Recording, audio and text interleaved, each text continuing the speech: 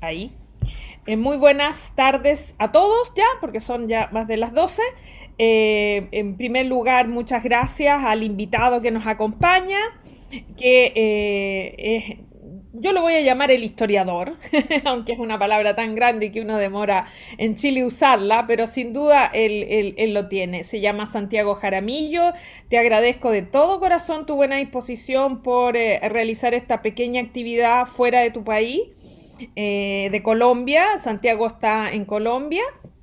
que es de su lugar de formación de pregrado, y un poquitito les voy a contar de la historia de él en términos académicos. Santiago Jaramillo es graduado de la Universidad Nacional de Colombia en Medellín recientemente, por eso recibe el título de historiador, que es como se gradúan bajo ese grado en esa universidad. Y actualmente él ha desarrollado investigaciones dentro del ámbito de historia medieval. Se encuentra esperando el acceso a su maestría que va a desarrollar en la Universidad de Utrecht, en los Países Bajos, en la cual está aceptado, pero a raíz de la pandemia, como a todos le ha ocurrido, lo tuvo que postergar. Él originalmente debía comenzar ahora en septiembre 2020 y comprenderán. Luego, mientras esperábamos, estuvimos un poco conversando y me contaba que al final, por una razón u otra, tuvo que postergarlo y quizás yo siempre con una mirada optimista creo que esta postergación empujó a buscar otras actividades en que hacer y lo encontré volando bajo y aceptó hacer esta conferencia a ustedes, el resultado de los campos el que él está investigando y como recién decía, en espera de continuar su preparación ahora con el grado siguiente que sería la maestría. Entonces te doy la muy cordial bienvenida, Santiago, reitero mi agradecimiento y les pediría a los estudiantes que estén, que no se preocupen, los que vengan yo los voy a dejar entrar. Si quieren tener la cámara abierta sería muy agradable. ¿Por qué? Porque hacer una conferencia con puras cámaras cerradas es algo que yo encuentro que más bien entristece. También las clases. Pero bueno, si las pueden tener abiertas, mejor, porque Santiago vería seres humanos al otro lado. Es una iniciativa que yo trato de hacer porque el mundo digital le da tanta eh, condición de inhumanidad a todo, no hay olores, no hay sonidos, por lo mismo pongo la música al comenzar, no hay matices, no hay texturas, todo se ve tan plano, digital, que ver cámaras con personas es algo muy, muy agradable. Así que te doy el paso, Santiago, y muchas gracias. Bueno, Marcela, muchísimas gracias por el espacio. De verdad que es muy grato estar con todos ustedes acá compartiendo un poco de lo que se ha hecho, de lo que he investigado respecto a este manuscrito y mi trabajo sobre historia medieval, específicamente un poco más orientado a arte medieval, que es por donde he llevado la senda de mi investigación. Y bueno, creo que podríamos dar inicio entonces a la maestría. Voy a compartirles pantalla para comenzar con las diapositivas y ya de ahí procedo entonces.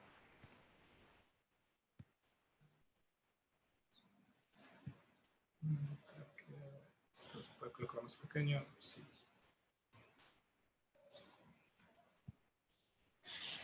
Bueno, bienvenidos a todos. El nombre de la conferencia como tal es Espejos en Pergamino. He decidido llamarla Espejos en Pergamino porque inicialmente vamos a hablar del Salterio de Utrecht y luego voy a dar otro par de referencias como para que tengamos en cuenta donde este caso que vamos a analizar se va a estar replicando. Entonces, vamos a entrar un poco más ya en contexto sobre el Salterio de Utrecht, a entender cómo se surgen los manuscritos iluminados, qué son un manuscrito iluminado, cómo es todo el proceso, quién lo encarga, cómo se encarga, para entender cómo surge netamente este manuscrito y por qué es relevante para el caso de entenderlo como un espejo en pergamino, que cuando hablamos de pergamino es una licencia artística, por así decirlo, que nos estamos tomando de un término que acuñó Michel Camille, que es para hablar de cómo un manuscrito puede ser un reflejo de la realidad, no a través de sus letras, sino a través de su arte, a través de lo que representan sus imágenes, a través de lo que representan sus escenas que pueden ser cotidianas o imaginarias. Hay un trasfondo que está contando una realidad que ve el mundo medieval y que muchas veces desde la historia se tiende a olvidar. Y por eso es que quiero abrir con una pregunta que quiero que tengamos muy presente durante mi intervención y es, ¿podemos estudiar el pasado a través de la cultura visual? Claro, a simple vista uno podría decir, sí, se puede. Hay fuentes no convencionales como la pintura, la escultura, la arquitectura incluso, que permiten estudiar el pasado, pero desde la academia muchas veces es muy cerrado estudiar el pasado desde esas fuentes, porque a diferencia de la fuente escrita, esta fuente no nos permite tener una interpretación un poco más fidedigna de lo que sucede. Entonces, cuando pensamos en cultura visual, es necesario muchas veces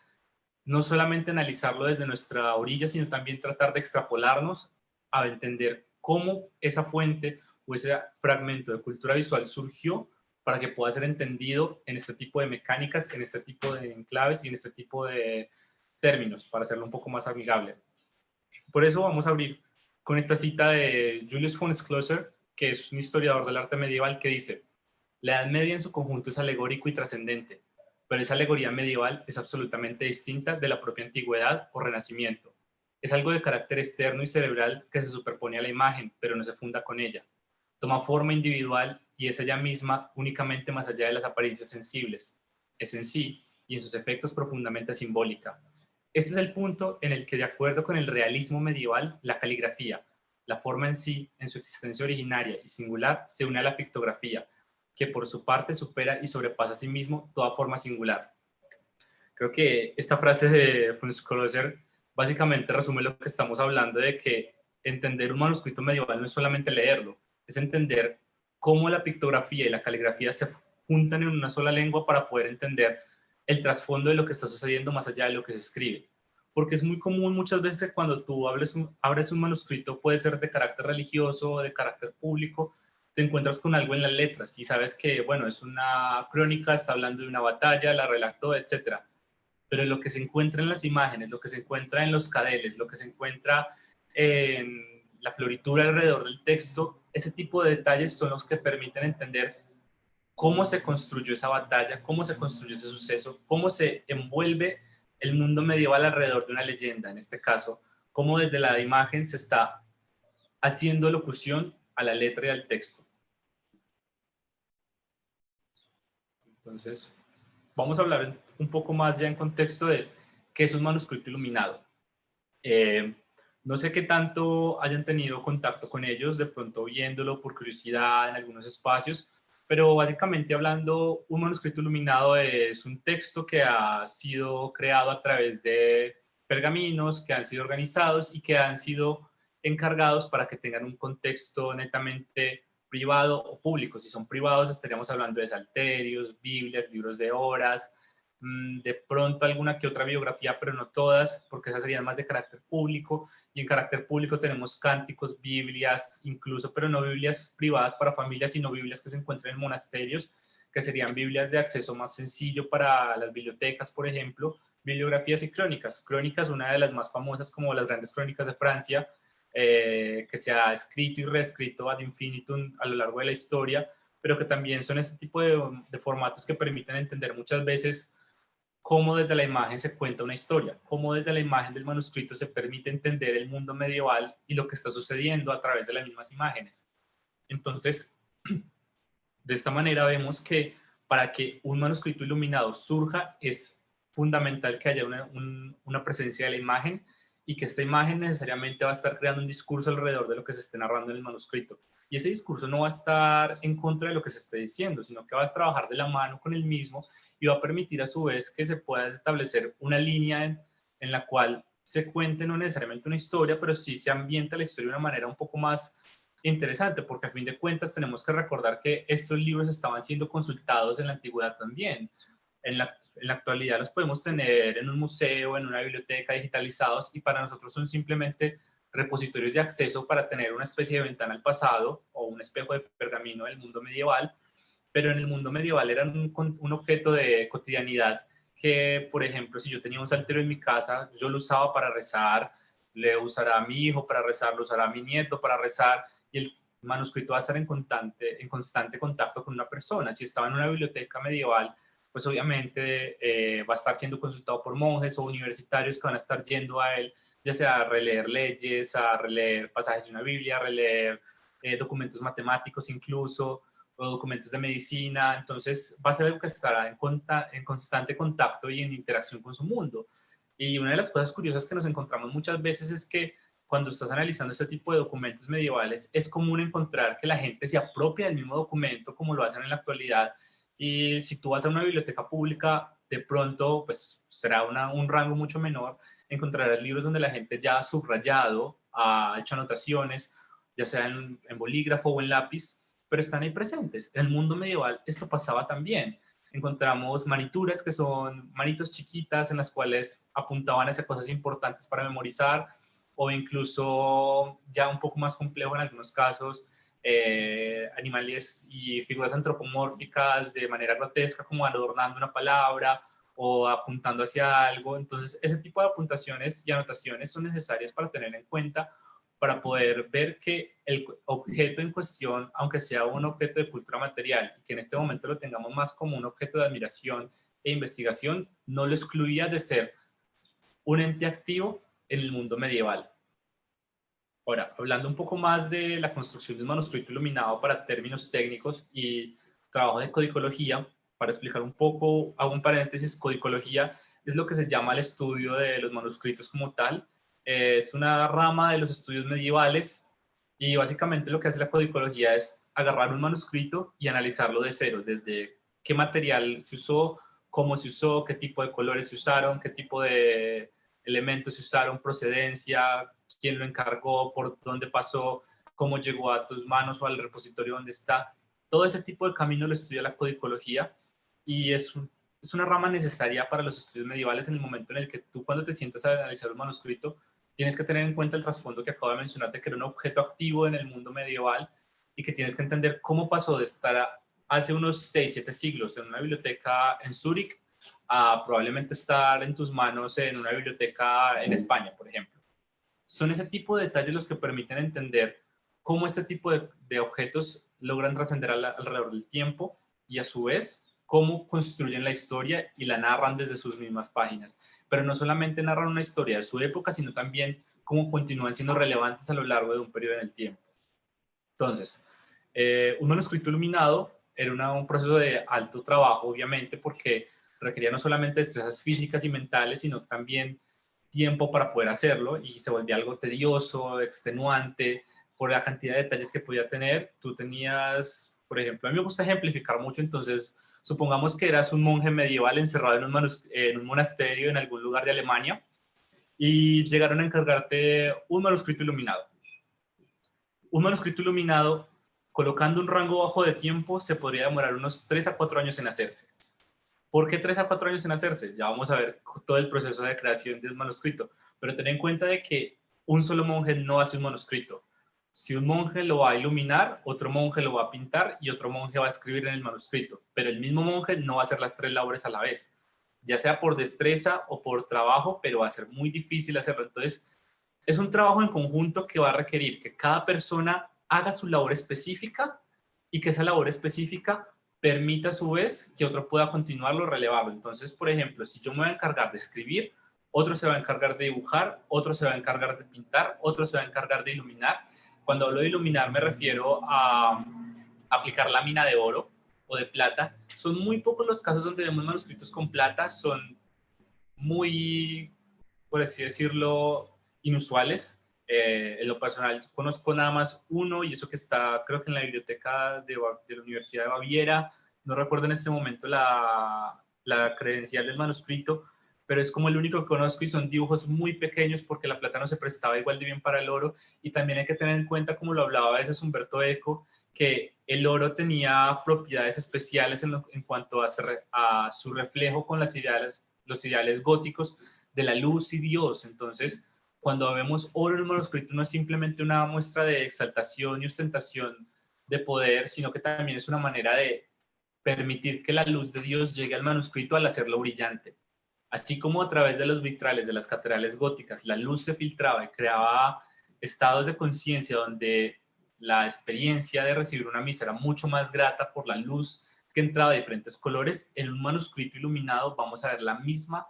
tendencia en el periodo gótico a utilizar oro para resaltar los colores y que sean mucho más llamativos al momento de que tú abras una página. Acá tenemos una imagen precisamente de el libro de Horas de Isabel la Católica.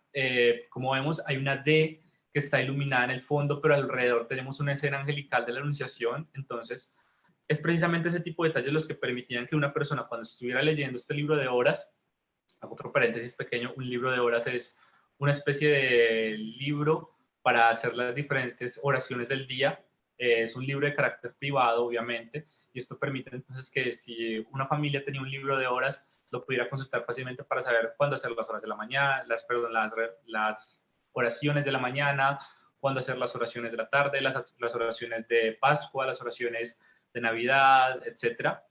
Eso le permitía tenerlo y por eso era un libro de carácter privado. En este caso, pues, al ser un libro perteneciente a una reina, obviamente tendría mucho más detalle, mucho más lujo. Era un proyecto que se podía acabar. Es curioso que muchos de estos proyectos llegaban a ser demasiado costosos y aunque eran las familias ricas las que podían acceder a él para poder hacerlo muchas veces o los altos mandos de los clérigos y la iglesia, pues era tan costoso que a veces se quedaba a la mitad de la elaboración y solo tenías de unos 200 folios, unos 100, unos 140 ilustrados y de esos ilustrados solo tenías una cantidad mucho más mínima con iluminaciones, al menos unos 50. Entonces, ese tipo de cosas subían los precios y hacían que fueran más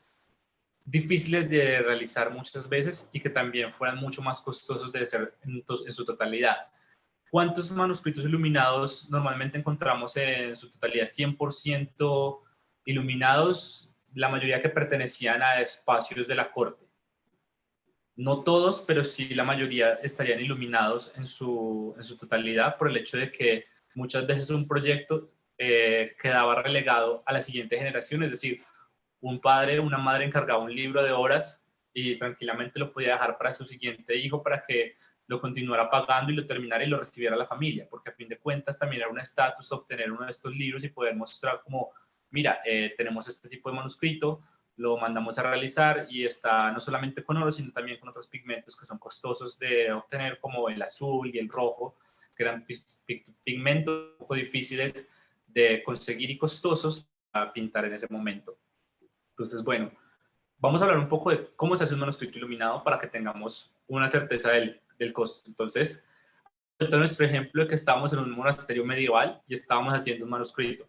¿Cómo vamos a comenzar a hacer el manuscrito? Primero, desafortunadamente, había que agarrar una cabra o una oveja y sacar el cuero del animal. Una vez se tuviera el cuero, se tenía que pelar el animal por medio de sumergir esta piel en agua de lima, que lo que va a hacer el agua de lima es que es una solución con calcio y va a permitir que se caiga el pelo del animal o el cabello del animal mucho más fácil y tú ya simplemente, después de 2 o 3 días en agua de lima, lo puedes sacar y puedes retirar los excesos de cabello que quedan. De ahí pasamos a la imagen de abajo, que es el estiramiento de la piel por medio de un marco para poder hacer que la piel no se vaya a encoger, porque normalmente este tipo de soluciones lo que hacen es que van a hacerlo más pequeño, como cuando colocas un suéter en la secadora, se hace más pequeño porque las fibras de tela van a estar más recluidas en sí, entonces es necesario que el secado sea estirado.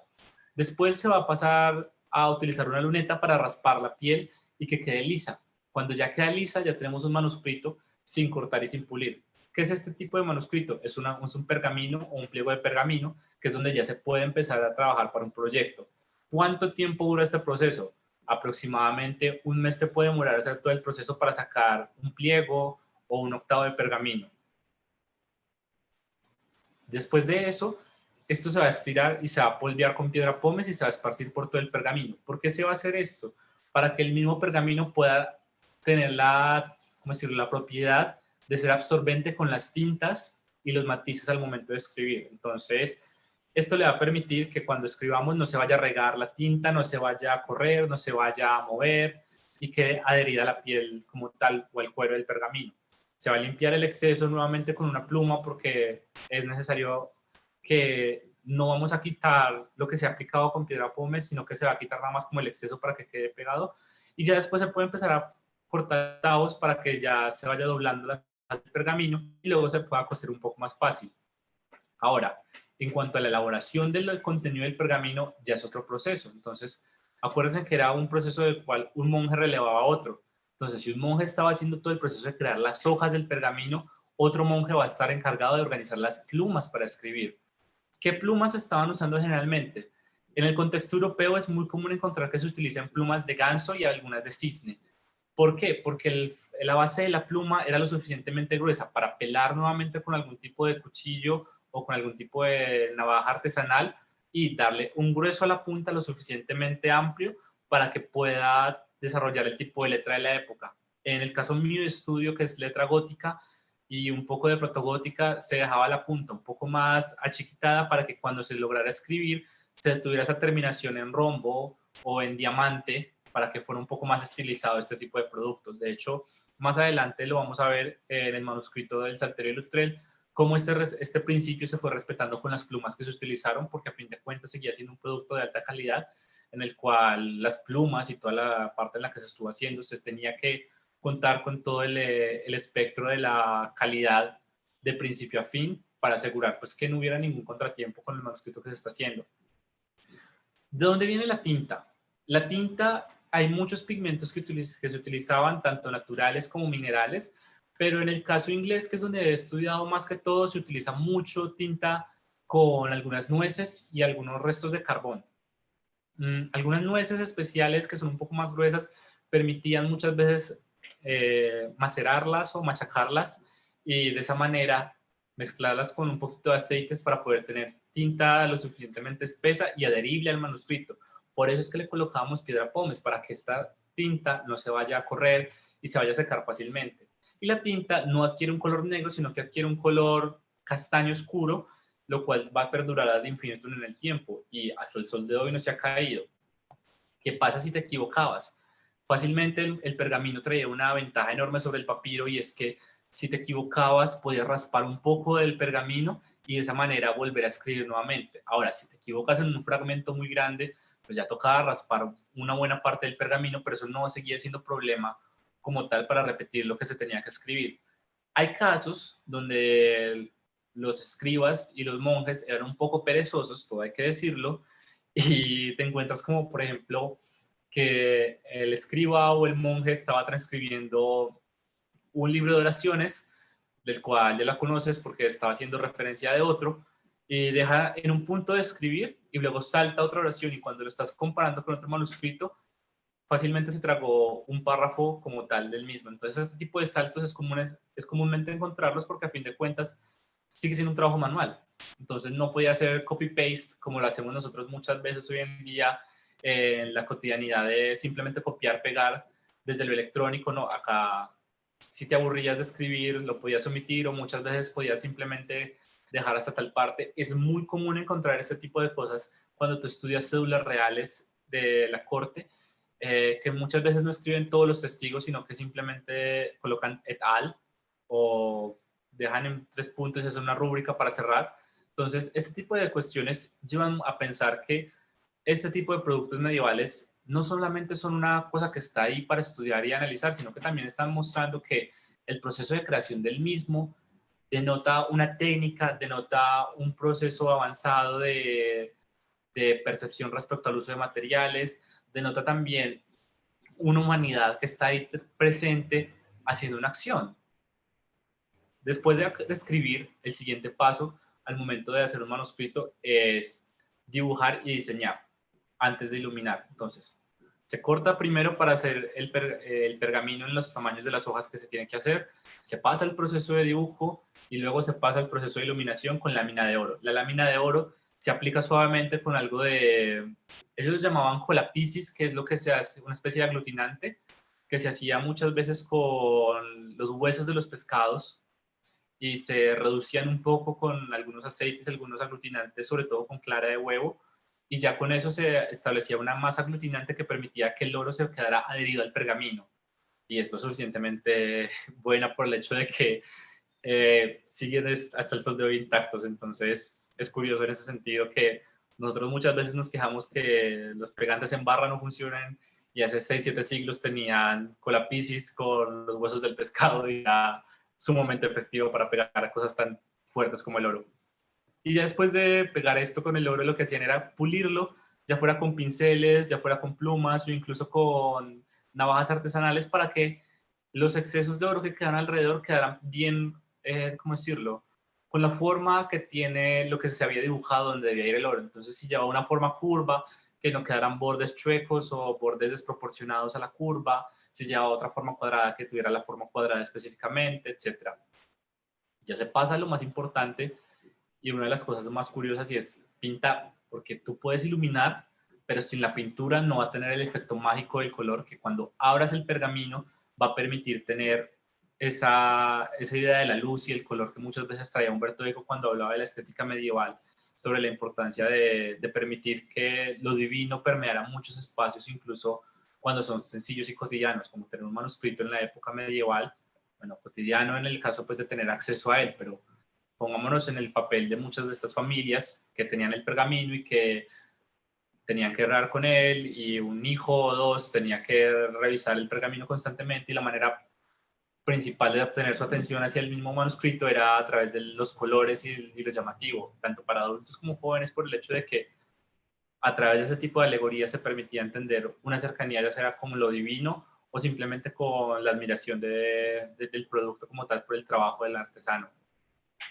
Se utilizaban diferentes pigmentos de procedencia mineral o vegetal, como lo había dicho, algunos pigmentos más que otros por cuestiones de producción, es decir, el azul muchas veces venía de objetos materiales como el lapislázuli y era costosísimo de producir y tenías que importarlo. El rojo muchas veces venía de la península ibérica, era costosísimo también de importar, entonces si estabas en un monasterio en algún lugar del Reino Unido, Inglaterra, sabías que tenías que hacer un manuscrito, pero entonces se te acababa el pigmento rojo, tenías que mandar a conseguir pigmento rojo y el pigmento rojo podía demorarse 2 semanas en llegar. Entonces son 2 semanas en las cuales no vas a estar pintando un manuscrito. Entonces, por eso cuando digo que se demoraba 4 años aproximadamente era porque no era solamente que voy a tener todas las cosas y voy a hacerlo en 4 años, no, es porque muchas veces sucedían este tipo de imprevistos y tanto se podía sortear o no. Hay manuscritos donde vemos que se pintó todo excepto algo de color verde o algo de color azul y uno dice, bueno, el manuscrito o es intencionalmente así o realmente una falta del pigmento y cuando analizas un par de folios más adelante te das cuenta de que era una falta de pigmento y es completamente válido por el hecho de que a pesar de estar encerrados en un contexto netamente europeo, la Edad Media estaba conectada, pero esa conexión no siempre era palpable y visible. Esa conexión muchas veces podía demorarse 4 o 5 días en llegar algo tan sencillo como, iba a decir pinceles, perdón, plumas nuevas para el trabajo. Entonces, ese tipo de cosas son interesantes de tener en cuenta porque muchas veces las obviamos. En nuestro afán, en nuestra cotidianidad, las obviamos porque fácilmente podemos ir a una tienda de utensilios de arte y decir como, bueno, quiero 5 pigmentos de diferentes colores y yo mismo voy a armar mis óleos y mis temperillos y con eso voy a pintar fácilmente. En el medioevo se podía decir, bueno, ¿qué tengo a la mano y qué no tengo a la mano para comenzar este proyecto que se me ha encargado? Y con base a ello, mirar hasta dónde va el proyecto o hasta dónde se puede llegar, tanto por cuestión de fondos o por cuestión de materiales. Pero si todo salía viento en popa y todo salía bien, el resultado final va a ser un manuscrito iluminado que termina siendo algo de carácter hermoso, la verdad. Y una de las cosas más interesantes de estudiar el medioevo es tener la oportunidad de tener esta cercanía con este tipo de fuentes no convencionales que hacen entender el mundo medieval de una manera un poco más amable, de muchas veces cómo se ha construido. Finalmente, ya el proceso de encuadernación del manuscrito es por medio de unir los folios de los pergaminos, se tapan con cuero, luego se colocan cubiertas de madera para asegurar de que no se vaya a expandir, porque como sabemos es cuero animal, entonces va a tender a expandirse un poco, como si fuera, pensémoslo como una esponja que está de una manera un poco apretada y que puede expandirse un poquito cuando se va tomando su forma nuevamente. Entonces, esto puede pasar con el cuero animal, puede tener ese tipo de reacciones, obviamente. Entonces, lo que se hacía era que se colocaban tapas de madera en ambos lados para que el manuscrito permaneciera cerrado. En ocasiones se colocaban bisagras para que el manuscrito continuara con su misma forma. Y luego estas tapas de madera, para evitar daños con la humedad y demás, se forraban en cuero para que se mantuvieran secas la mayor parte del tiempo. Ya después de eso, cuando se tuvieran secas, ya se colocaban bisagras, diseños en hierros y metales para darle un poco más de dramatismo al libro como tal. Pero honestamente hablando, en la última foto, la cuarta que tenemos acá, así era el estado de muchos de estos manuscritos al final. Y cuando tú vas a verlos en algunos repositorios, muchas veces todavía se conservan de esa manera, porque no se metieron en otro tipo de proyectos para hacerlos un poco más ostentosos o simplemente se dejaron de la manera más sencilla para que fueran perdurables. y los que llegaron a tener este tipo de bisagras tendían a ser elementos de exhibición o elementos que ya estaban encargados para familias que querían hacerlo. O, honestamente, también, todo hay que decirlo, a partir del siglo XIX y del siglo XVIII, muchos de estos manuscritos empezaron a acceder a bibliotecas privadas y a repositorios de museos que estaban comenzando a surgir, y para darles como un carácter un poco más pomposo y llamativo ante el público, pues desde el siglo XVIII y XIX se les colocaba estos forramientos en metales y en otro tipo de cueros repujados un poco más finos y los hacía llamativos al público, pero eso no quería decir que fuera netamente de carácter medieval. Entonces, muchas veces cuando vemos el manuscrito con las insignias de la familia o un escudo de algún reino y repujados en oro, plata, bronce y una cosa pesada, este tipo de cosas no necesariamente son netamente medievales. Este tipo de cosas pueden haberse eh, aplicado desde el siglo XIX y es una manera de decorar el texto. Pero obviamente cuando tú ya ves el trabajo final de un manuscrito medieval es como está acá en la cuarta fotografía, que lo que se hace es que se cubre con una capa de cuero para proteger el lomo del libro y se cubren las tapas de madera para evitar daños de humedad. Entonces, esto nos lleva nuevamente a la pregunta de ¿quiénes encargan un manuscrito? Ya sabemos que lo encargan personas de las altas clases sociales que pertenecen a diferentes espacios del mundo medieval. Cuando hablo de altas clases sociales, podemos hablar de los nobles, podemos hablar de los clérigos, podemos hablar de los reyes incluso, podemos hablar de, bueno, ya sería un ejemplo muy tardío, pero serían mercaderes que les gustan ese tipo de textos y los encargan. Para el caso de mercaderes va a ser con familias que quieren empezar a establecer una idea de linaje, entonces mandan a encargar escudos de armas, mandan a encargar pergaminos, mandan a encargar diferentes tipos de cosas, pero este tipo de productos van a ser un poco más tardíos, los vamos a encontrar a partir del siglo XV más o menos, y si nos vamos muy atrás sería finales del siglo XIV, entonces es, como decimos coloquialmente, ayer por la mañana, y, y serían cosas que no haría mucha colación, pero los otros grupos sociales, como el clérigo, los nobles y los reyes, podían encargar este tipo de manuscritos porque podían costearlos o al menos ser los mecenas de ellos en un largo alcance. ¿Cuándo vamos a encontrar este tipo de ejemplos? Cuando un papa quiere encargar una Biblia nueva, ya sea para un regalo para un rey o para un príncipe o para algún noble de otro extranjero, lo puede encargar, el proceso se demoraría entre 3 años más o menos, se va a tener el manuscrito y se lo van a mandar. Cuando un noble quería tener un manuscrito ya fuera para orar o para tener un registro de su familia nuevamente, lo puede hacer y se va a encargar el manuscrito. Acá hay dos cosas que quiero traer a colación como background, como para tenerlo un poco en el fondo, y es que si bien he dicho que en la mayoría de tiempo todo esto se hacía por medio de monjes, a partir del siglo XIV más o menos vamos a empezar a ver que estos manuscritos empiezan a tener talleres especializados y espacios idóneos donde artesanos ya los van a empezar a realizar. Pero así como esto surge, esto va a ser muy limitado y los ejemplos de esto los vamos a ver principalmente en los manuscritos que surgen alrededor de Francia y en París especialmente, con los talleres de París, donde ya los diseños de los manuscritos van a ser muy distintos a los germanos y a los ingleses. ¿Por qué esto es relevante traerlo? Porque la labor que siempre ha sido exclusiva de los monjes empieza a volverse pública a medida que las ciudades van ganando poderío. Entonces vemos, por ejemplo, que ciudades en el norte de Europa, el centro de Europa, tipo París, Amberes, eh, Utrecht un poco, no tanto porque hay un libro de horas de Utrecht que es un manuscrito también que no alcanzaba a tocar mucho, Heidelberg en Suiza, parte de Frankfurt, todas estas partes de Europa empiezan a desarrollar productos por el hecho de que empiezan a ganar poderes civiles en los cuales ya la iglesia no va a ser el regente de estos manuscritos y esto les permite desarrollar espacios abiertos para tener talleres de manuscritos, donde vamos a ver muy común el contexto de que los monjes estén haciendo los manuscritos. Bueno, si nos remontamos del siglo XIV hacia atrás, que es cuando todavía la iglesia tiene un eje de control lo suficientemente amplio para que la elaboración de estos manuscritos sea una labor exclusiva de los monjes. Y en ese sentido, los monjes van a ser los que van a plasmar una realidad con base a lo que se está encargando. Y como se va a estar encargando en este caso para una familia en específico, que es la familia Luttrell, quienes van a ver esta realidad medieval que vamos a entender y que vamos a ver en este momento, va a ser una realidad como la veían los Luttrell. No necesariamente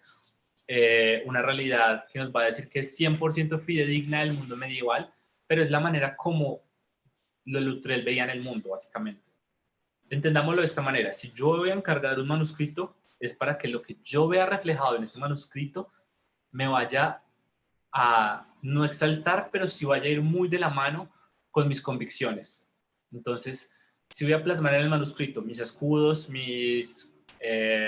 familiares, que sea ellos mismos lo que se va a ver en el manuscrito. Si voy a plasmar mis enemigos, que sean los enemigos míos los que se van en el manuscrito, bajo las terminologías que yo los vea. Si voy a plasmar mis valores, que sean los valores que yo esté entendiendo los que se van a ver en el manuscrito reflejados. Entonces, este tipo de ejemplos lo vamos a ver mucho en manuscritos de índole privado, donde una familia o una persona perteneciente a las altas clases sociales encargará un texto, y ese texto lo va a encargar específicamente para leerse en sus términos.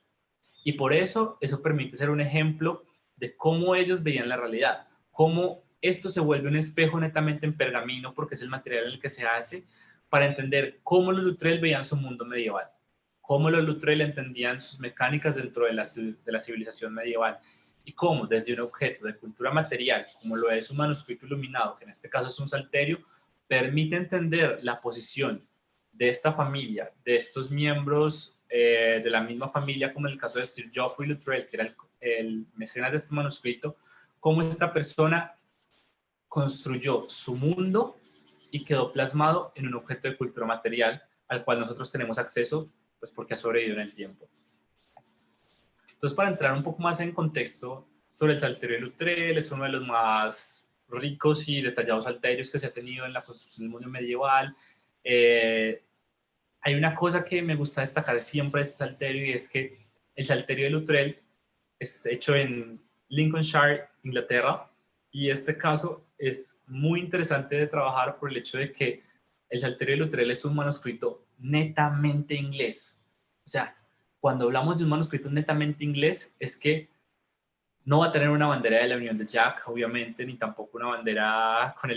el monograma de la reina, pero sí en este caso vamos a ver que su decoración, su floritura, sus monstruos, sus mitos, sus colores, todo lo que está alrededor del manuscrito está netamente encargado y organizado para que sea un texto orientado al ámbito inglés, y que se diferencia enormemente de un manuscrito en el ámbito francés. Para que tengan esto en cuenta, muchas veces cuando vean manuscritos del periodo gótico, ya sea en la Biblioteca Británica o a través de las herramientas de la Biblioteca Nacional de Francia como Gálica, que tienen un recurso digital muy amplio y disponible para acceso, cuando vean este tipo de manuscritos, noten mucho el tipo de flores y la decoración. Si la decoración de los manuscritos está exaltando la naturaleza, está utilizando tonos verdosos, un poco más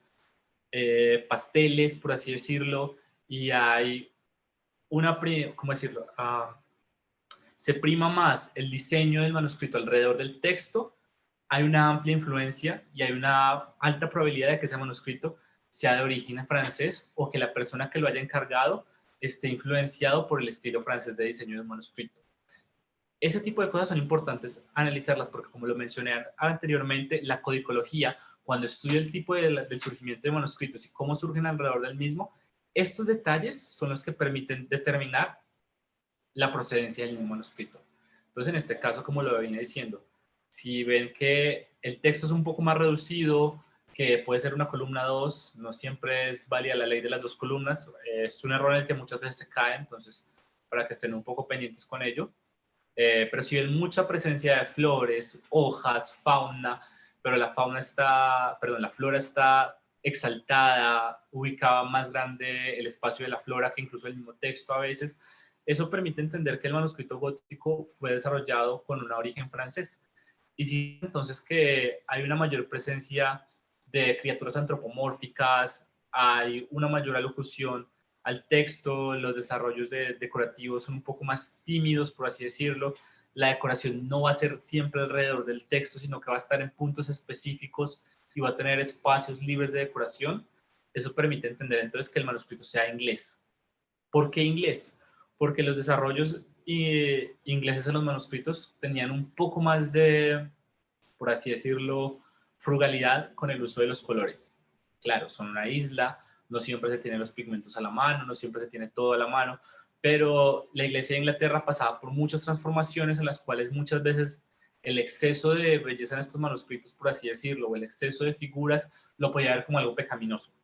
Y lo que menos querías muchas veces es tener un texto que si iba a ser de índole religioso, tuviera escenas obscenas o pecaminosas. Entonces, muchas veces cuando te encuentras con estos monstruos en los manuscritos inglés, no es porque, ay, vale, que es un diablillo o está haciendo una apología a algo malo, no. Son básicamente maneras de entender el mundo y cómo ellos decoraban para poder evitar muchas veces los pecados de la soberbia en este tipo de productos. Entonces, es interesante analizar ese tipo de casos cuando estás determinando dos tipos de manuscritos para decir, bueno, este manuscrito por X, Y, Z es de origen inglés y su influencia es inglesa. O este manuscrito por X, Y, Z es de origen francés y su influencia artística es netamente francesa. Entonces, para que tengamos eso en cuenta muchas veces cuando veamos manuscritos en el futuro, porque créanme que muchas veces ese tipo de detalles ayuda a organizar una ficha técnica del manuscrito y decir, ya sé por dónde tengo que meterme para seguir investigando sobre este camino. Pero bueno, volviendo otra vez al punto del Salterio de Luttrell, que es un manuscrito inglés, vamos a ver entonces que los detalles de las figuras antropomórficas van a estar muy presentes en él. La flora va a ser tímida, obviamente, porque es un manuscrito inglés, pero tiene algo muy importante y es que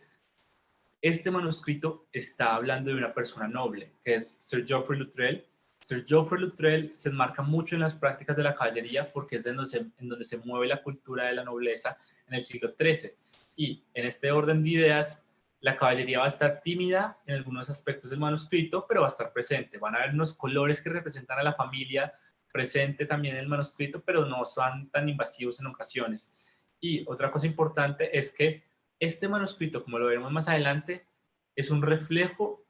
del condado de Lincolnshire, perdón,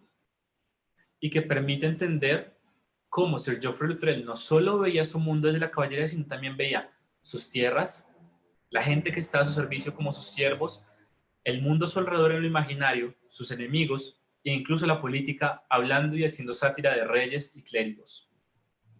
Acá tenemos algunas imágenes básicas del manuscrito, lo que les decía, estos repositorios en la primera imagen, a partir del siglo XIX, el siglo XVIII, cambian sus cubiertas para hacerlos un poco más vistosos en las bibliotecas, pero normalmente el origen de este manuscrito pues tendría algo de madera ahí y estaría cubierto con algo más tímido de cuero. Acá vemos un cuero repujado que obviamente tiene monogramas en sus esquinas, entonces esto es un trabajo mucho más elaborado y obviamente esto es ya tardío, no es netamente algo que se añadió en el momento medieval de la creación del manuscrito, pero bueno, luego vemos un par de detalles en cuanto al calendario, al índice, también los detalles que les mencionaba sobre la floritura, que es un poco más tímida en ocasiones,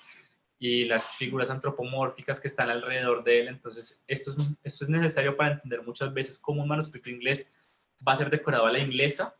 para terminar siendo un texto netamente representativo de la cultura inglesa medieval. Incluso este manuscrito cuenta, pues, al final con una idea de unos cánticos que se van a llevar. Yo no he investigado mucho en la parte de música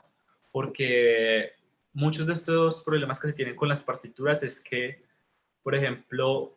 sabemos cómo se canta y tenemos una idea de cómo suena a través de la historia, pero no necesariamente esa idea de cómo suena va a ser la misma como se va a leer en una partitura medieval,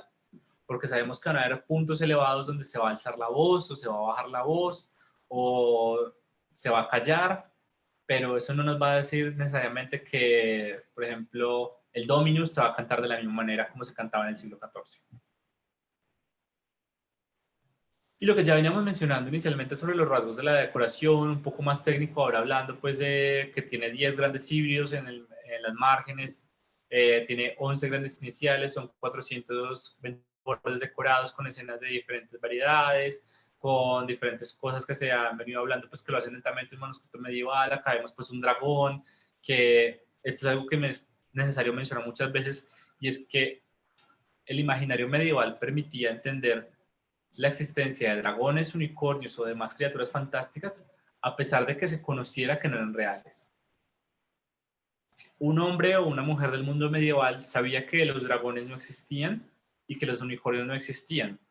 pero la carga simbólica y discursiva de la figura del unicornio, la figura del dragón, era tan fuerte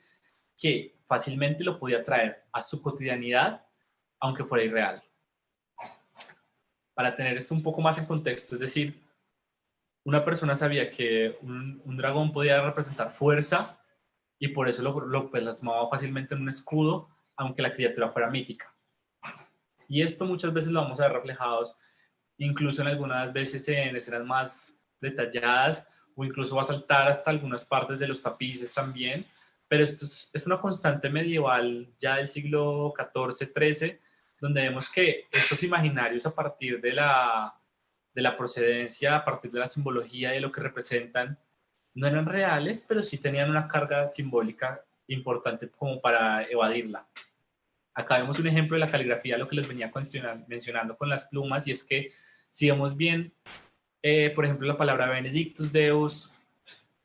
la terminación es en forma de diamante o en forma de rombo. Esto se lograba fácilmente con las plumas al ser cortadas de una manera mucho más pequeña para que el manuscrito tuviera ese estilo de la letra gótica y que se fuera decorando a sí mismo como se fuera escribiendo. Entonces, si un monje lo escribió, ese mismo monje tenía que escribirlo sostenido en el mismo tipo de letra para que no hubiera muchos cambios abruptos en tanto un estilo y otro.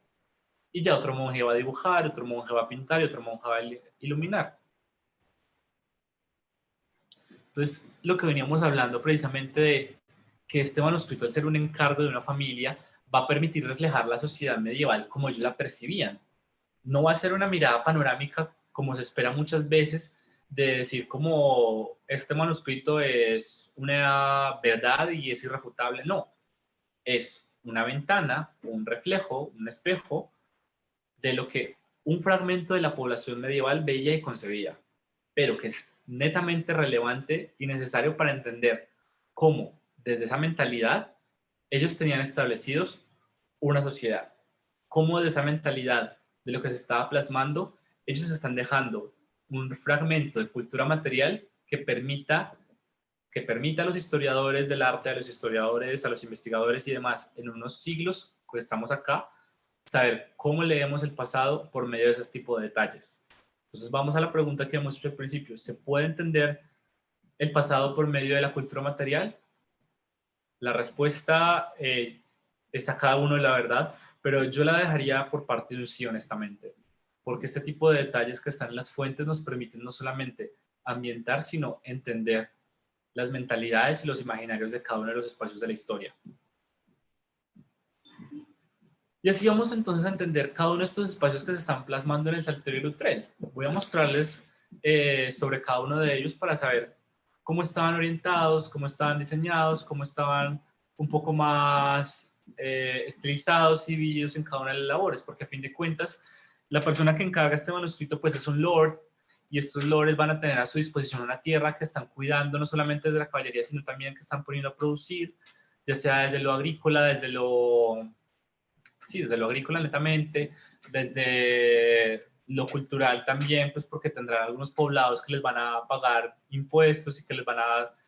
tributar de alguna manera para su protección. Entonces vamos a ver en este manuscrito que no solamente se está exaltando a las altas clases sociales que encargan manuscritos, sino que ellos también están diciendo, hey, acá quiero que se note lo cotidiano, quiero que tenga también un espacio, lo que yo tengo que ver muchas veces en la tierra que estoy cultivando. La gente del común que muchas veces tiene que estar lidiando con las aves, con los bueyes, con el arado de la tierra, con toda la parte netamente agrícola. ¿Por qué? Porque eso hace parte de mi mentalidad, de mi imaginario, de mi mundo. Y lo reflejo por medio de la inclusión de ellos en un manuscrito al cual probablemente una familia tenga acceso, pero que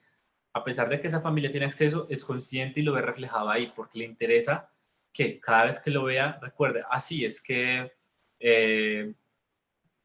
tenemos estas tierras y este manuscrito está honrando. Este manuscrito es netamente algo que nos permite demostrar el poder, no solamente desde lo militar con la caballería, desde lo noble con los emblemas, sino también desde lo desde lo más sensible, desde la tierra, desde la gente que está a su disposición, desde los siervos, desde todos estos otros matices que también va a estar hablando el manuscrito y que nos van a permitir entender cómo se construyó un reflejo de la sociedad medieval por medio de ese tipo de ilustración. Entonces acá tenemos el 169, alguien que está llevándose un ganso, una especie de cisne, probablemente si es un cisne, más fácil por la manera que tiene, con unos halcones alrededor y que está tratando de espantarlo para que no los case. Abajo tenemos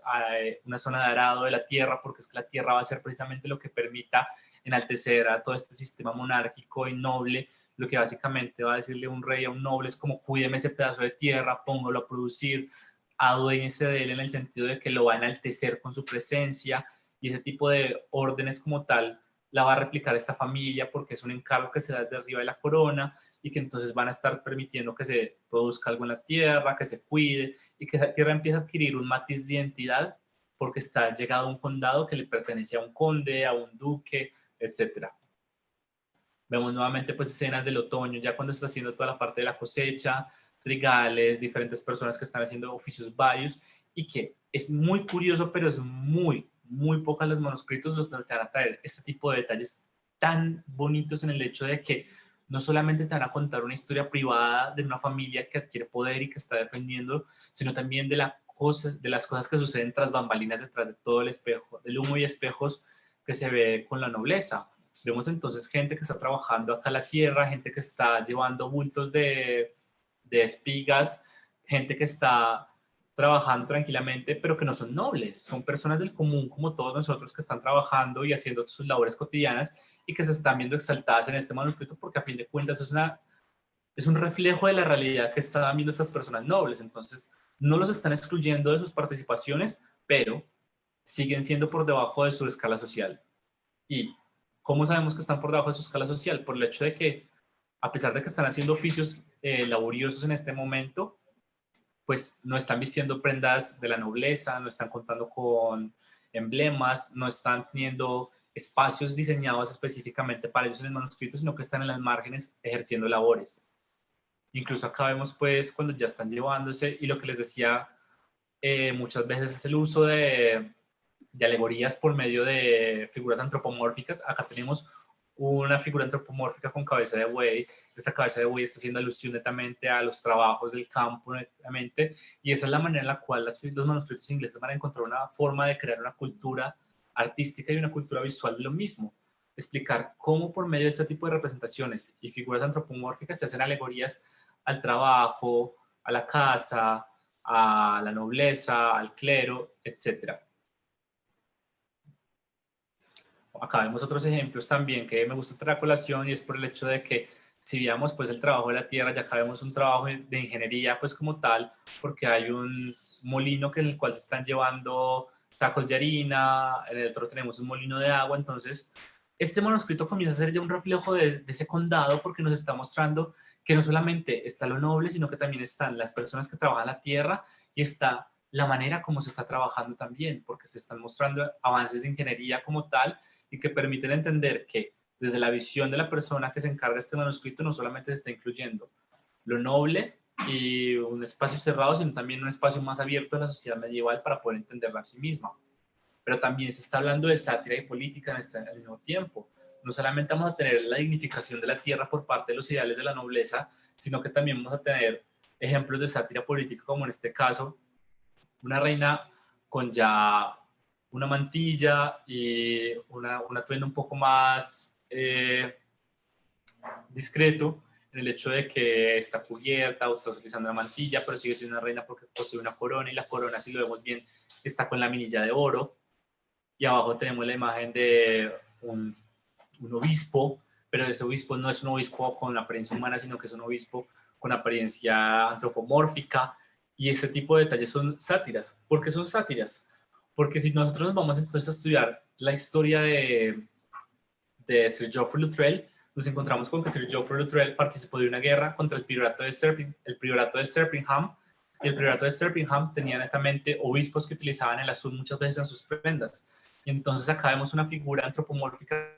de obispo, porque tiene el gorro que tenían las personas del clero, pero no está siendo netamente gratificado o está siendo invitado o tiene una figura humana, incluso tiene una figura antropomórfica, y de esta manera muchas veces este tipo de productos privados hacían mofa y sátira de situaciones que habían ocurrido. Acá tenemos un obispo del priorato de Stirpingham como tal, y que vemos que está a cuatro patas en la parte de abajo, que no es un humano netamente y que está con una apariencia un poco más desalineada. Entonces, claro, si entendemos ya esto en el contexto histórico, es como, ok, es un manuscrito que es de una familia, que está narrando no solamente lo que sucede, pero que también estamos viendo en este caso cómo se utiliza para sátira y política. Incluso pues para las élites como tal, en este caso vemos a Eduardo II, que fue rey de Inglaterra durante esta época, y Eduardo II también pues lleva del bulto acá con una figura antropomórfica, con lo que parece ser como una especie de renacuajo o sapo, por así decirlo. No sé, yo lo veo de esa manera porque las patas de atrás tienen forma de patas de sapo estiradas o algo así. Pero ese tipo de mofas a estamentos de poder son esas gabelas que permitía el arte inglés en el manuscrito, y son lo que permite como tal entender que no solamente vamos a hablar de un contexto público, sino también un contexto privado en el cual la persona que mandó a hacer el manuscrito dijo, ok, quiero representar al rey de esta manera por X o Y motivo, quiero representar a alguien del priorato de Stirpingham porque le gané una batalla de esta manera. Entonces, estas son las formas en las cuales no solamente estamos viendo exaltación de la tierra, sino también mofa y sátira política dentro del manuscrito que nos permiten entender el contexto político en el que se está desarrollando este manuscrito y cómo permitió ser plasmado dentro de sí. Y así sucesivamente vamos a ver entonces figuras que también van a enaltecer a la familia. En este caso, la familia Loutrell, que es, que es la familia dueña del manuscrito y los que lo mandan a encargar por medio de Sir Geoffrey Loutrell.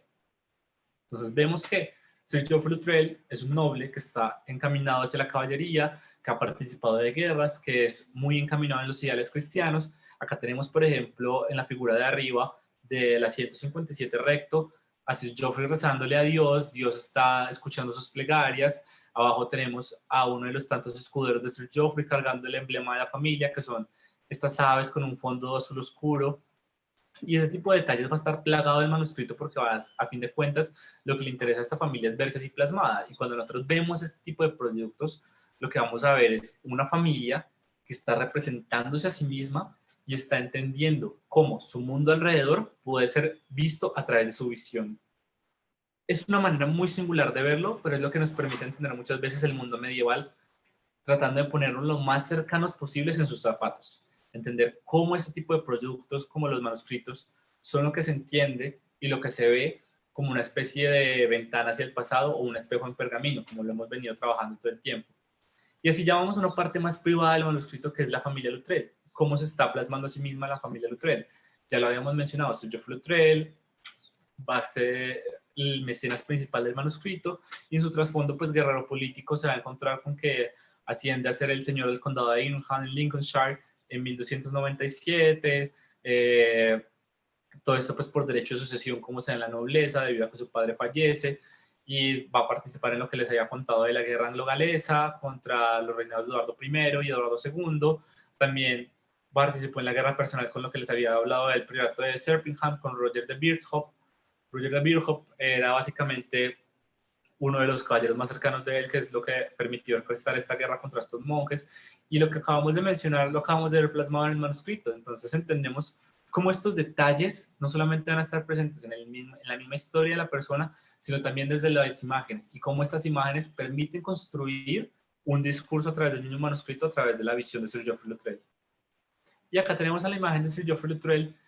que es como él se veía a sí mismo, como un caballero. Tenemos a su esposa y a su nuera. Entonces vemos acá una imagen que enaltece sus ideales de la caballería, que enaltece los ideales de la nobleza, pero que también está jugando dentro de lo que juega el manuscrito, y es mostrar la historia de una familia por medio de un producto de cultura material, y que se va a contar en los términos de la familia Loutrell. ¿Por qué en los términos de la familia Loutrell? Porque vamos a ver entonces la gente que trabaja la tierra, pero es la tierra de la familia Loutrell. La gente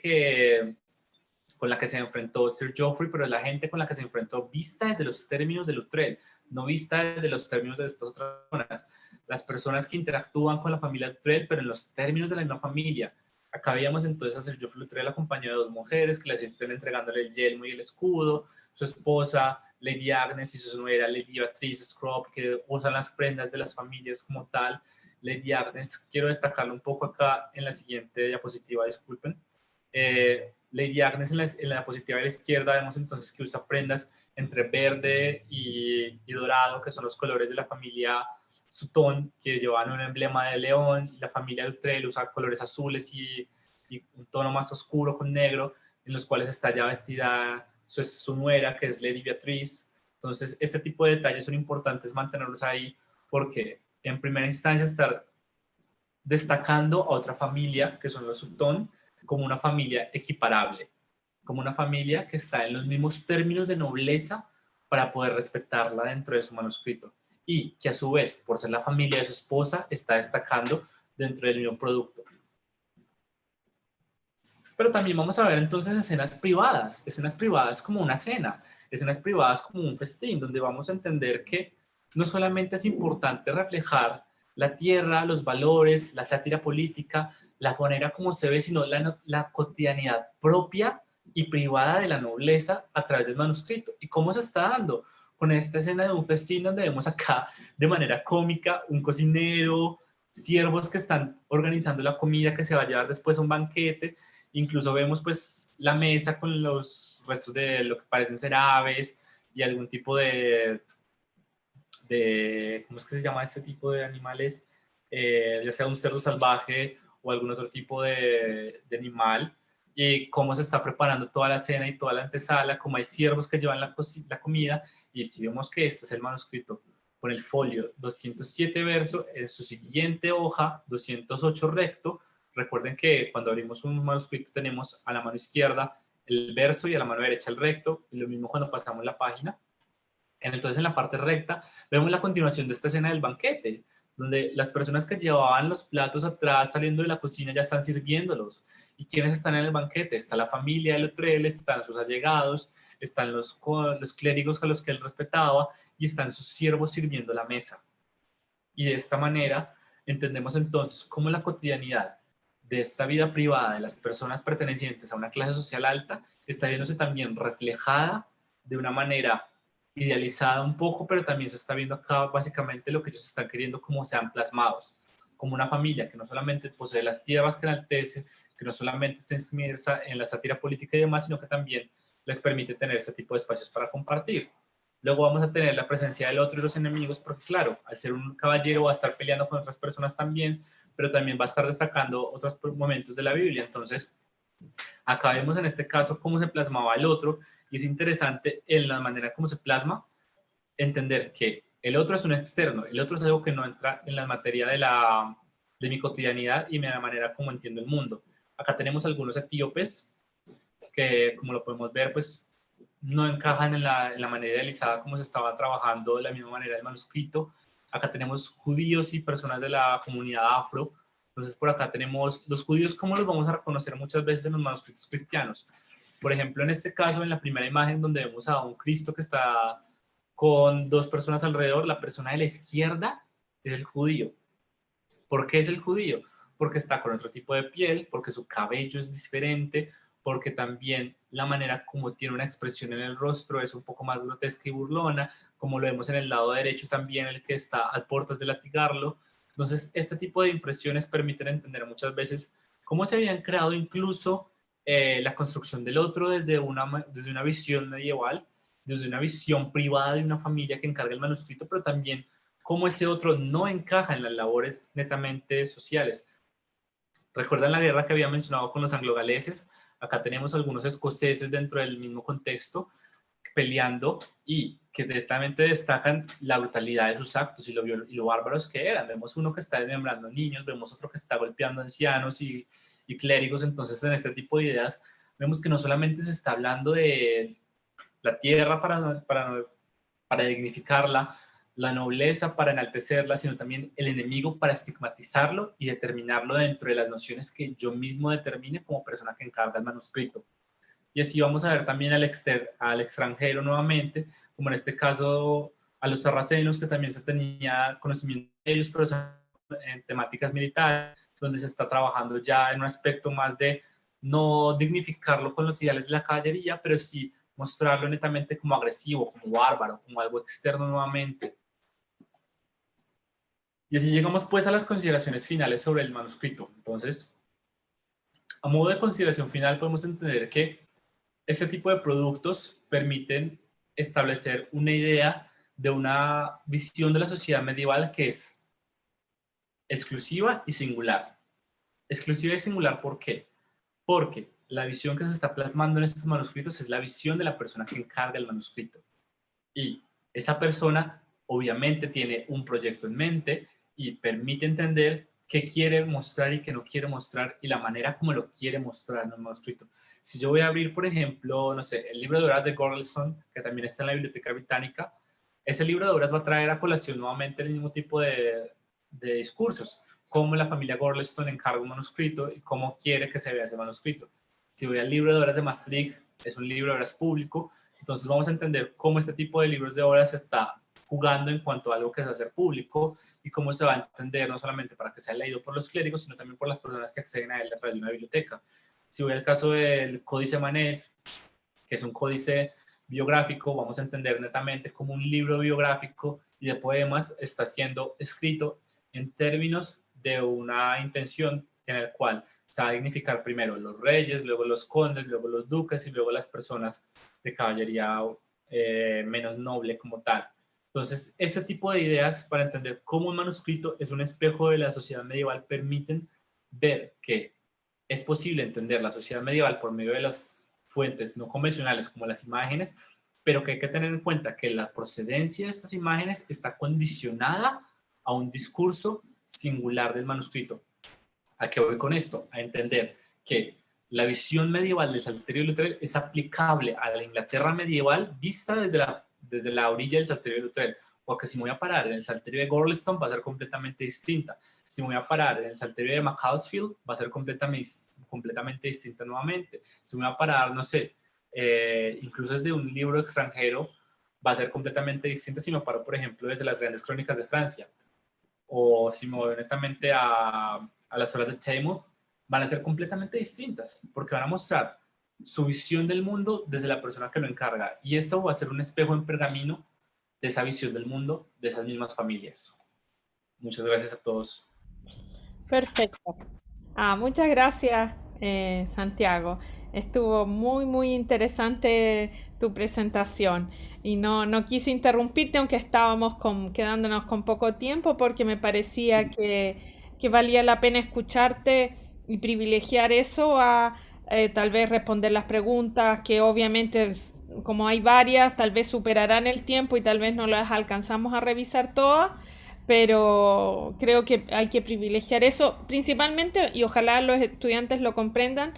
porque tú eres muy joven y estás apenas egresado y te interesaste por un tema de historia universal. No eres el único, hay muchos otros también, pero creo que es bueno que personas muy jóvenes como los que te están escuchando, los estudiantes, vean a otros que se interesan desde Latinoamérica por la historia universal. Y esto no tiene que ver con, por si acaso, ser europocéntrico. Es solamente una inquietud del conocimiento que en algún momento de la vida se desata en esta etapa universitaria, porque yo ya estoy en la etapa posterior hace rato, en la que decidí lo que quería hacer. Y tú estás en esta etapa en que si las cosas se suman y se van agregando unas con otras, vas a poder consolidarlo y probablemente al cabo de unos años te vamos a ver enseñando en una universidad. Y probablemente en ese momento va a ser más difícil encontrarte. Así que hay que aprovechar este momento y bueno, ahora daría paso a las preguntas. Yo voy a leer el chat y las voy a ir comentando en voz alta para efectos de si tú quieres ir agregando ideas. Voy a respetar el Voy orden. a dejar dos cositas un poquito aclaradas y es como, Marcela, si tienes alguna pregunta que se haya quedado los estudiantes, les puedes compartir el correo electrónico y me la pueden hacer llegar para ayudarles con ellas, no hay problema con ese sentido en caso de que no las alcancemos a responder a tiempo todas. Perfecto, Y ya. lo otro que quería mencionar mientras vas viendo las preguntas era, por ejemplo, hablarles un poco de la experiencia de cómo llegué a este manuscrito. Y,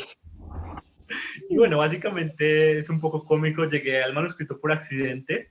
porque estaba haciendo un trabajo de investigación para mi ex tesis en un proyecto con el que estábamos trabajando y estaba en 2018 en Países Bajos levantando fuente primaria en la Biblioteca Nacional, mientras veía unos proyectos completamente distintos sobre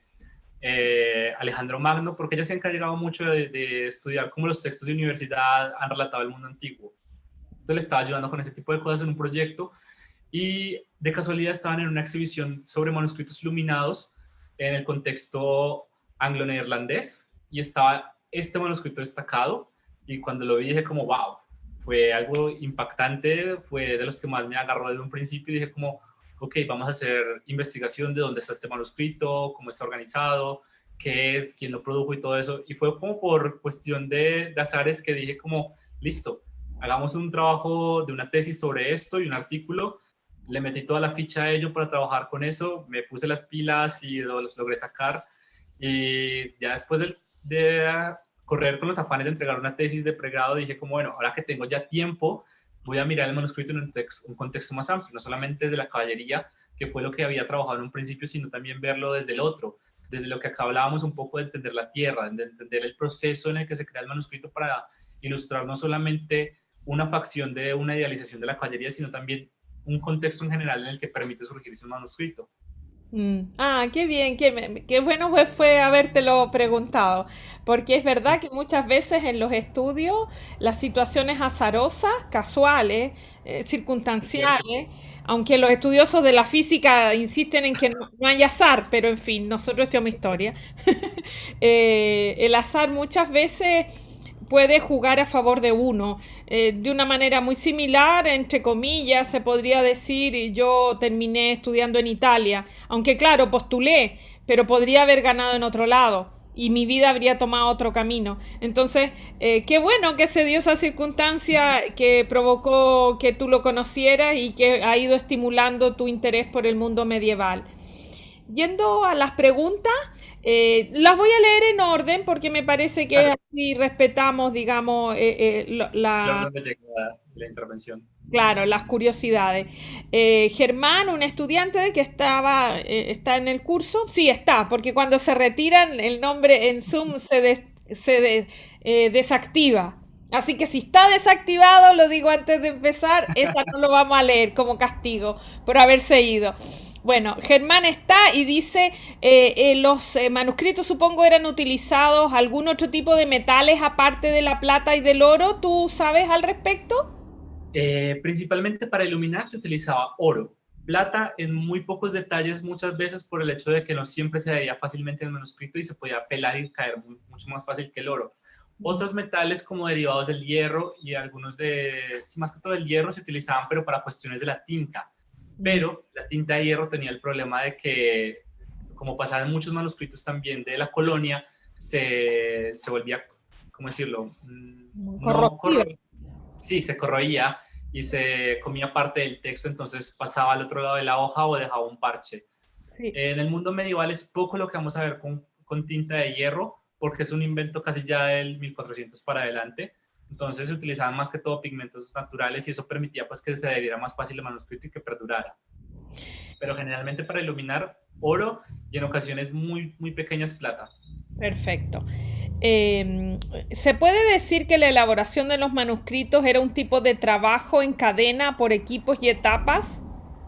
Sí, claro. ¿Mm? Cuando tú ibas a a un monasterio, por ejemplo, a encargar un manuscrito, tú ibas a encargar el manuscrito con un propósito de que fuera un libro de horas, un salterio, lo que fuera, pero sabes que como tal, el monasterio no solamente es un monje, en el monasterio hay varios monjes que están trabajando a la vez. Entonces, como lo mencionaba, hay un monje que se especializa en el tipo de letra y que solamente va a escribir. Hay otro monje que se va a especializar en la pintura y que es el único que es capaz de pintar sin salirse de la raya muchas veces y organizar. Hay otro monje que va a ser especialista en iluminación y que es el único que va a ser el encargado de colocar la iluminación. Entonces, cuando un monje terminaba de escribir, básicamente dejaba el escritorium solo. El escritorium era como la especie de escritorio donde ellos trabajaban, que es inclinado para que el manuscrito muchas veces no tuvieran que estar encorvándose o algo.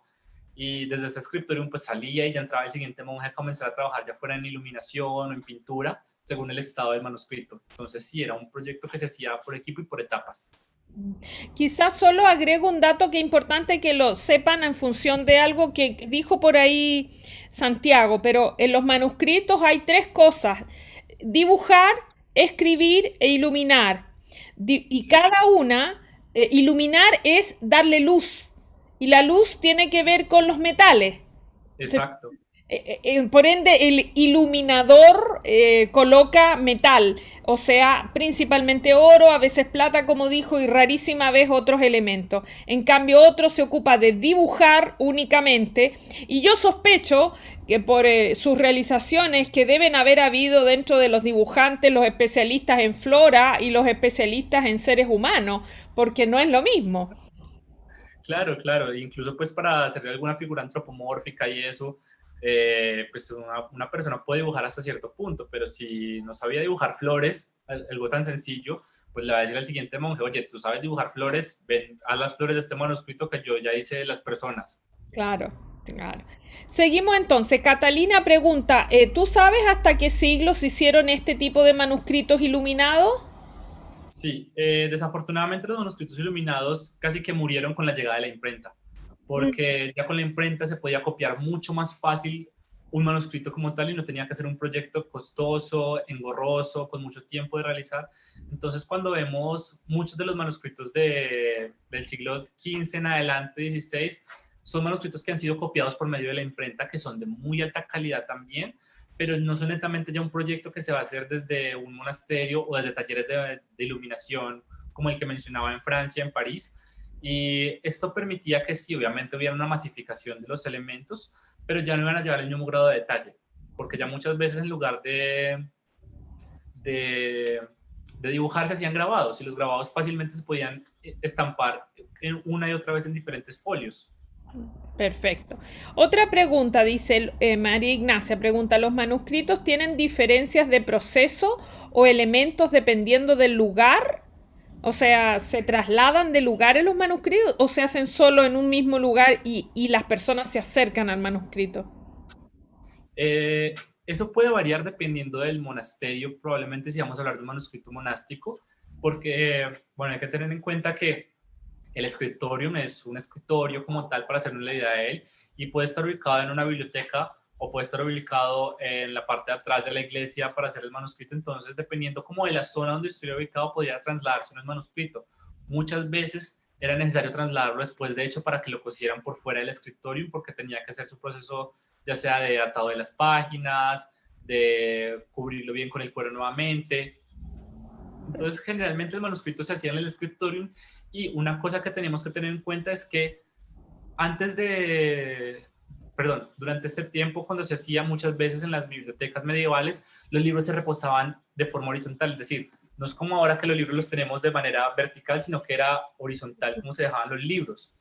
Y por eso es que muchas veces el manuscrito se terminaba y se quedaba en un solo punto. Entonces, claro, el manuscrito quedaba en ese punto porque tú ibas hasta el manuscrito a consultarlo, fuera que estuviera encadenado o no, y ya simplemente lo dejabas hasta ahí. Perfecto. En este sentido creo que puede servir. No lo he visto preguntado, pero creo que vale la pena. ¿Tú sabes, Santiago, si manuscritos solo se hicieron únicamente en monasterio o hubo privados que hicieron manuscritos? Porque yo personalmente no lo sé. Creo que Sí, hay algunos monasterio. manuscritos, pero ya son más tardíos, lo que hablaba del ejemplo de Francia cuando surgen los talleres de iluminación, y es que a medida que las ciudades van ganando poder civil, por así decirlo, empieza esta práctica a salirse de los monjes y ya se empiezan a establecer talleres de iluminación y gremios alrededor de artesanos que pueden empezar a generar manuscritos. De hecho, si vemos manuscritos tardíos de Francia alrededor del siglo XV, vamos a notar que muchos de estos tienen muchas similitudes con el arte flamenco, porque muchas de estas ideas en la manera como dibujaban a las personas van a verse permeadas del arte flamenco, porque ya es un arte que ya está en circulación al norte de Europa. Ujú. Perfecto.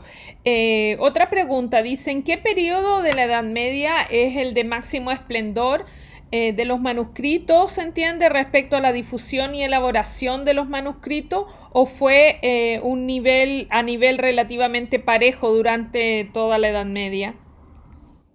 Es una pregunta compleja por el hecho de que básicamente dependerá de dónde te quieras parar en la Edad Media.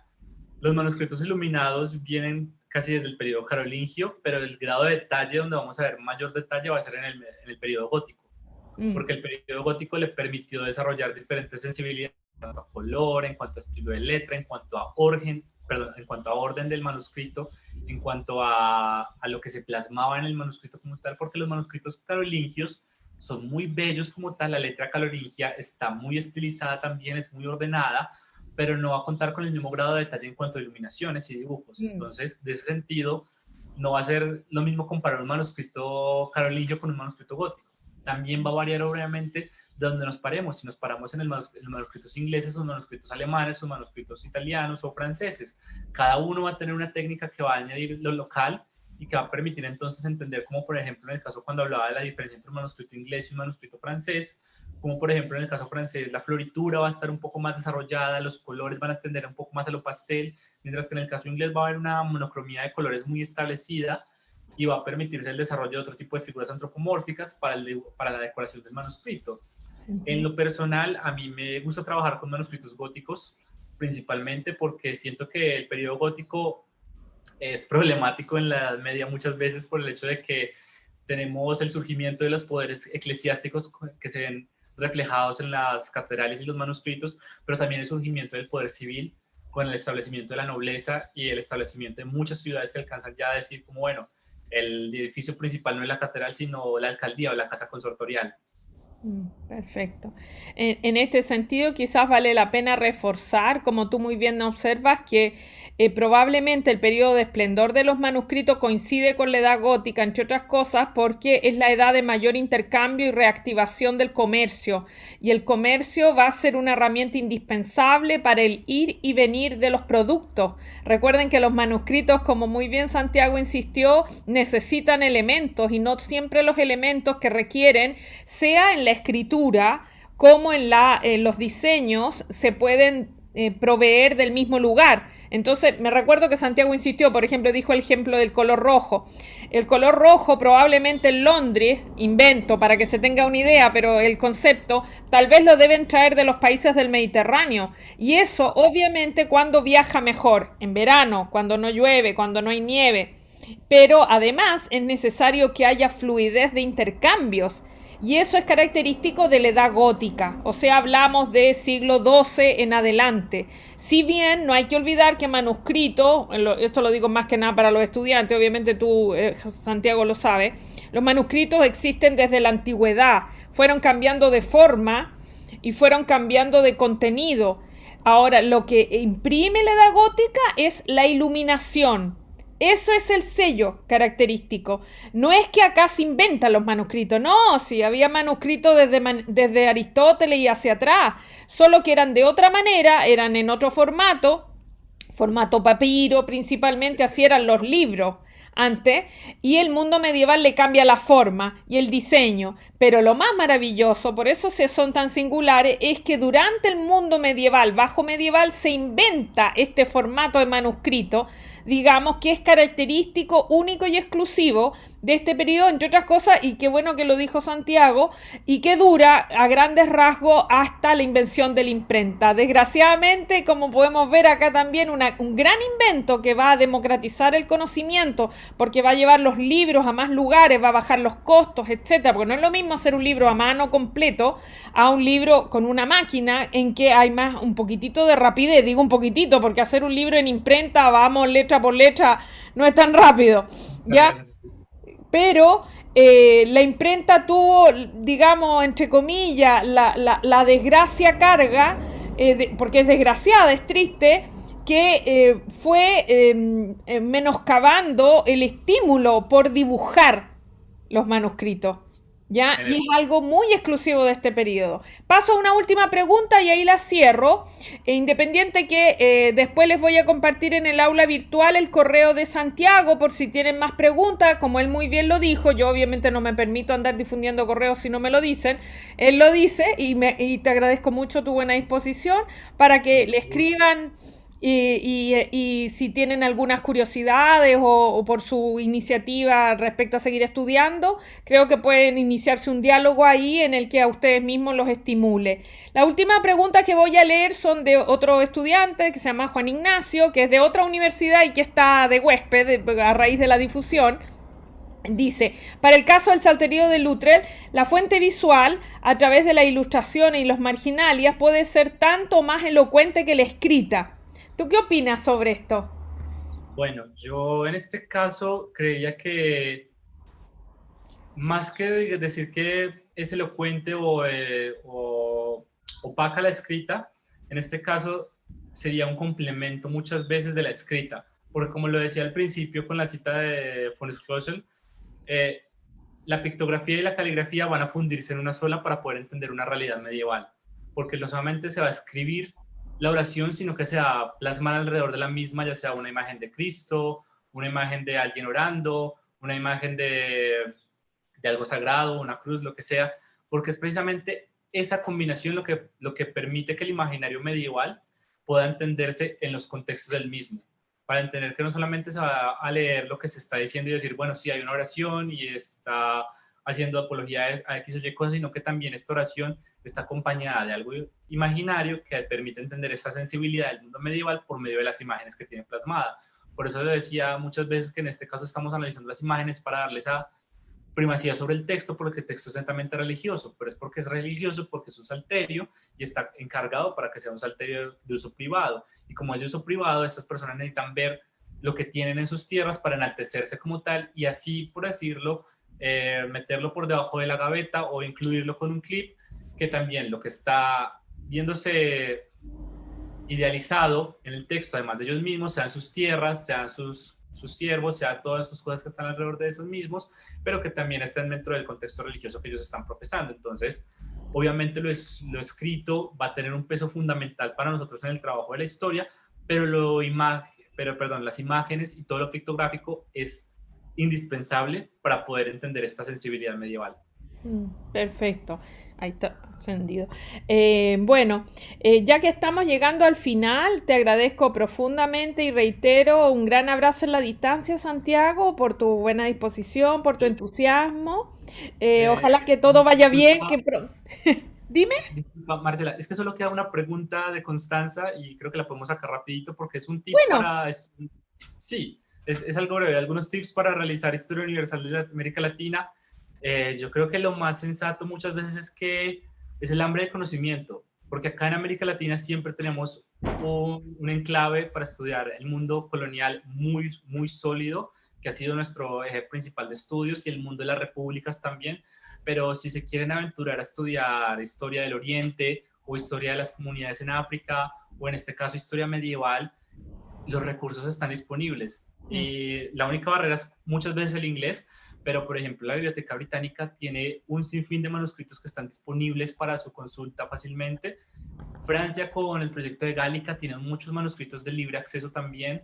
España en sus manuscritos medievales también los tiene de fácil acceso, entonces si quieren aventurarse a otras orillas son más que bienvenidos de hacerlo, porque muchas veces en estos debates las voces nuevas se necesitan para poder traer ideas frescas. sí, sí, qué bien. Gracias, Santiago. Sí, es solamente que no quería alargar demasiado porque la larga,